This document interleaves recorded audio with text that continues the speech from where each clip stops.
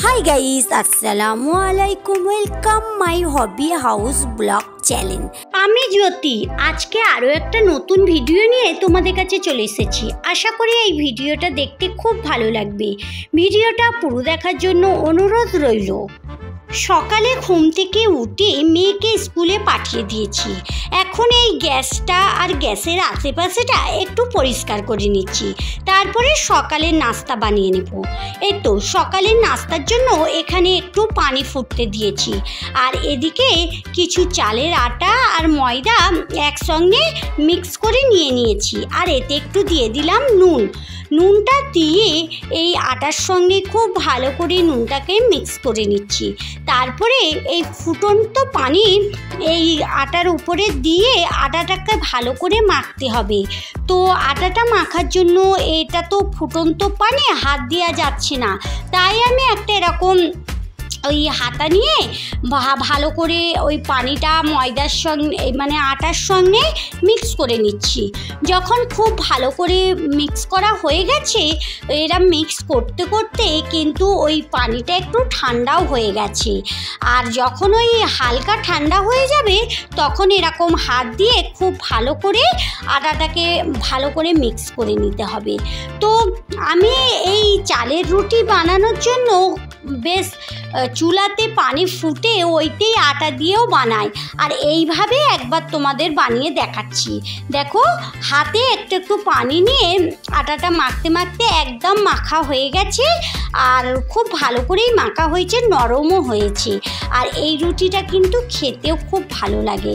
এখান থেকে আটার ডোটাকে আমি দুভাগ করে নিলাম, আর এক ভাগ নিয়ে অল্প একটু শুকনো আটা এই বেলুনটার উপরে দিয়ে মানে পিঠেটার উপরে দিয়ে বেলুন দিয়ে আমি এই আটাটাকে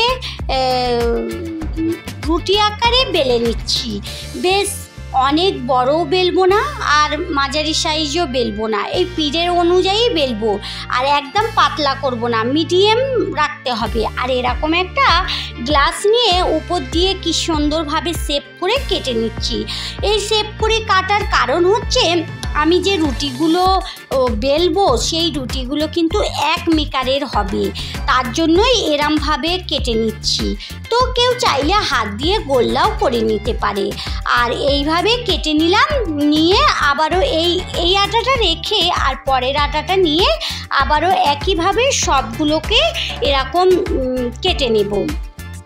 তো দেখো সবগুলো আমার কাটা হয়ে গেছে। এবারে এখান থেকে এক ভাগ নিয়ে আমি এখানে শুকনো আটা দিয়ে রুটিগুলো বেলে নেব। যেমন রুটি সবাই বেলে ওইভাবেই বেলে নিতে হবে। তো আমি আর তোমাদের সব ডিটেলস দেখালাম না, এই পর্যন্তই রয়েছে। এরমভাবে রুটিটা বেলা হয়ে গেলে রুটিটাই শুকনো মানে চাটুতে ভেজে নিতে হবে। তো সকালের ব্যাপার তো অনেক তাড়াহুড়ো করছি, তাই সবগুলো তোমাদের দেখাতে পারলাম না। এরমভাবে সব রুটিগুলোকে বেলে আর আমি ভেজে নেব। তোমরা চালের আটার রুটি কিভাবে বানাও আমাকে একটু কমেন্ট বক্সে জানাবে। আমি এই দুরকমভাবেই বানাই। ওই যে চুলাতে পানি ফুটতেছে ওইভাবে মানে ওইতে আটাটা শুকনো আটা ময়দা মিশ্রণটা দিয়ে আমি এর আগেও তোমাদের দেখিয়েছি, ওইভাবেও বানাই। আর এখানে এই যে আটা একটু গরম পানি দিয়ে ছেনেও বানাই। তো যাই হোক, এখানে আমার রুটিগুলো সব ভাজাও হয়ে গেছে। এবারে চলো চা নাস্তা করে নিই। এই রুটিগুলো সব কিছু দিয়ে খাওয়া যায়, আমি এখন চা দিয়ে খাবো। তো এখানে দেখো বন্ধুরা অনেকগুলো টমেটো, আর হাজবেন্ডকে বলেছিলাম একটু টমেটো আনতে, হাজবেন্ড টমেটো এনে দিয়েছে, বেশ অনেকটাই টমেটো।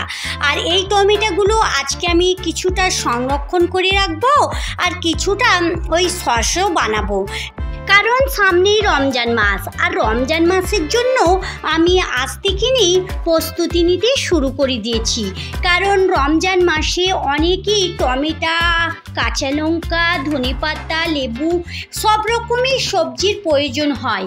আর তার জন্য আজকে আমি এই টমেটো কিছু সংরক্ষণ করে রেখে দেব। এটা শুধু রমজান মাস কেন, এটা সারা বছরও রাখা যায়। আর এখানে দেখো অনেক রকমের টমেটো রয়েছে, আর যেগুলো আমি সংরক্ষণ করে রাখবো সেগুলো বেশ ভালো ভালো টমেটো বেছে নিচ্ছি। আর একটু একটু দেখো গ্রিন গ্রিন হয়ে আছে, আর এগুলো লাল হয়ে আছে। যেগুলো লাল ওগুলো আমি গোটা রাখবো, আর যেগুলো গ্রিন ওগুলো আমি অন্যভাবে রাখবো, তোমাদের দেখাবো। আর যেগুলো গোটা রাখবো, দেখো বন্ধুরা এখানে যে পানিটা নিয়েছি এই পানিতে কিন্তু আমি একটু ভিনিগার দিয়েছি। আর এই ভিনিগারের পানিতে আমি ওই লাল লাল দেখে বেছে বেছে টমেটোগুলো ভিজিয়ে রেখে দেবো 2 ঘন্টার মতো। তো এগুলো ভিনিগারের পানিতে ভিজুর রেখে তারপরে আমি এগুলো ফ্রিজেই সংরক্ষণ করে রাখবো। আর দেখো ওইদিকে গ্রিনগুলো রেখে দিচ্ছি, ওগুলো কি করব তোমাদের একটু পরে দেখাচ্ছি।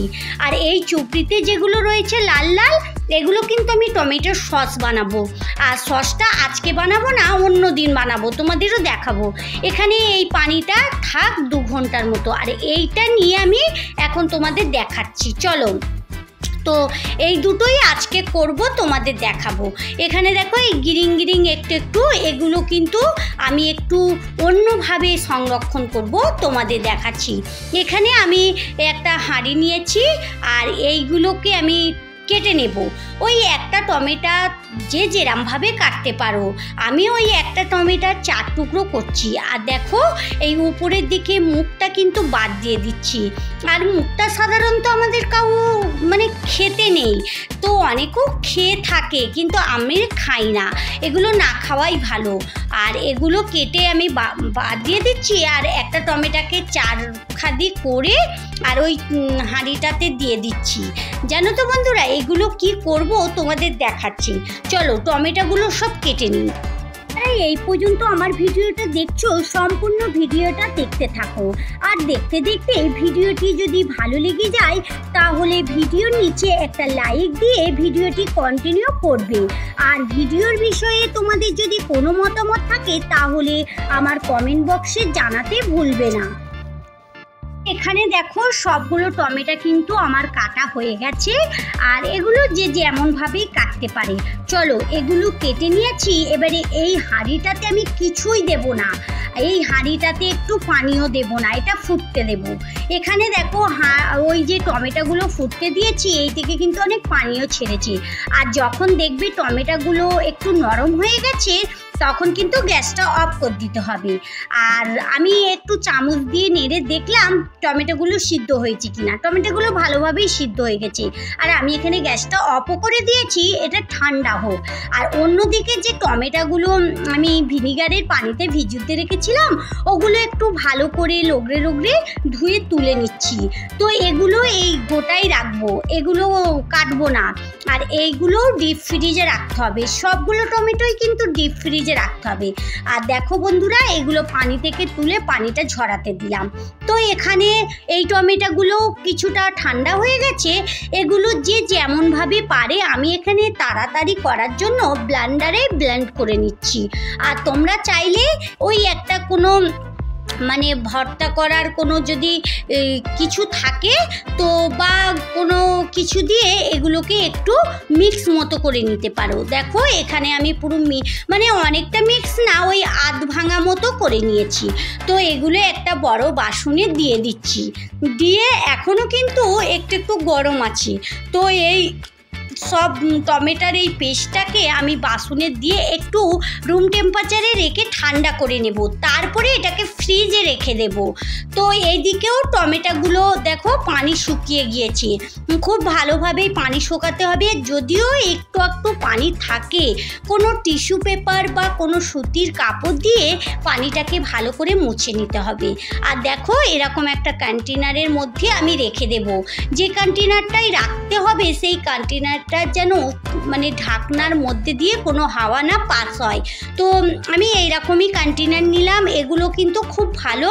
আর এগুলো কিন্তু আমার কেনা না, ওই সোনপাপড়ি তারপরে লাড্ডু কেক এগুলো কিনে আনে তো ওই থেকেই থাকে। তো এগুলো ফ্রিজে রাখার কিন্তু অনেক সুবিধে হয়। তো আমি এইভাবেই সবগুলোকে পুড়ে নিলাম। আর দেখো এগুলো এবারে ডিপ ফ্রিজে রেখে দেব, এগুলো আর কিছু করতে হবে না, এগুলো এরকমই রেখে দেব। চলো আর এবারে বন্ধুরা আমি এখন এখন কিন্তু সন্ধেবেলা চলে এসেছি। আর এইটা তোমরা দেখেছো আমি রেখে ফ্রিজে রেখেছিলাম, ওই 8 থেকে 9 ঘন্টার মতো রাখা ছিল। তো মানে যতক্ষণ না এটা বরফ জমে, তো বরফটা জমে গেছে এরমভাবে ছুরি দিয়ে আমি কিন্তু একটা পিস পিস করে কেটে নিচ্ছি। তো এই যে টমেটোর এটা পিস পিস করে কাটলে কি সুবিধে হয় জানো, এগুলো আমি এই পিসগুলো আমি কোনো মানে জিপলক ব্যাগ বা কোনো কন্টেনারের মধ্যে রেখে দেবো। আর যখন যেটা প্রয়োজন হয় এরকম এক এক পিস নিয়ে আমি সেগুলো রান্নায় দিতে পারবো। আর রমজান মাসে কাজের তো অনেক চাপ থাকে, তাই এগুলো করে রাখলে কিন্তু অনেক সুবিধেও হয়, তার জন্য এরম করে আমি রেখে দিচ্ছি। আর এটা আমি ওই কন্টেনারের মধ্যেই রেখে দেব, যখন যেরকম প্রয়োজন হবে তখন সেটা কিন্তু আমি বার করে ব্যবহার করতে পারবো। কদিন আগে আমি মটরশুঁটির সংরক্ষণ করা দেখিয়েছি, তোমাদের অনেকেরই ভালো লেগেছে। আর এটা কেমন লাগলো আমাকে কমেন্ট বক্সে জানাবে। তাহলে চলো বন্ধুরা, আজকের মতো ভিডিও এই পর্যন্তই। দেখা হচ্ছে নতুন কোনো ভিডিওর সঙ্গে। ভালো থেকো, সুস্থ থেকো, সাবধানে থেকো। ভালো লাগলে লাইক কমেন্ট শেয়ার করো। যারা এতক্ষণ আমার সঙ্গে থাকলে আমার ভিডিওর কোথাও যদি একটু ভালো লেগে থাকে তাহলে আমার চ্যানেলটা সাবস্ক্রাইব করে আমার সঙ্গে থাকতে পারো। আর যারা এই কাজটা করে রেখেছো তাদেরকে অসংখ্য ধন্যবাদ। Thank you.